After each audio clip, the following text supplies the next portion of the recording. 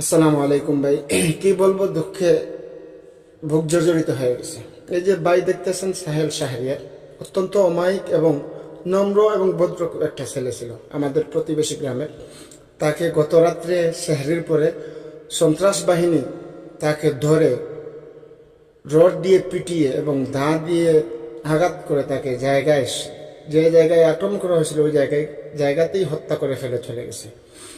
এমনভাবে মারছে যেন কোনো কাফির কুফারও কোনো মানুষকে এরকমভাবে হত্যা করে না, মারে না। এত কষ্ট দিয়ে মারছে। মরার কিছুক্ষণ আগে তার বাবা ফোন করছেন, ফোন করে বলছেন যে শাহরি খাইছে কিনা। সে বলছে যে হ্যাঁ, শাহরি খেয়ে নিছি। আমি যতটুকু জানি ততটুকু বলতেছি। কিন্তু এর পরবর্তী 10-15 মিনিটের ভিতরেই খবর চলে আসে যে সাহেল শাহরিয়ার আর পৃথিবীতে নেই। আমরা দোয়া করি আল্লাহ তাআলা যেন তাকে জান্নাতুল ফেরদাউস নসিব করেন এবং শহীদি মর্যাদা দান করেন। এবং গোয়েন্দা প্রশাসনকে দৃষ্টি আকর্ষণ করব, আপনারা আসামিদের অতি দ্রুত গ্রেফতার করুন।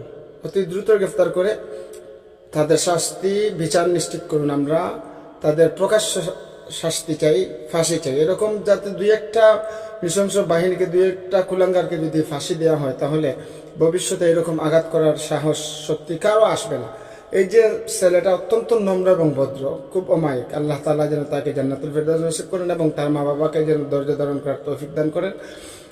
এই দোয়াটুকু আমরা সবাই করি।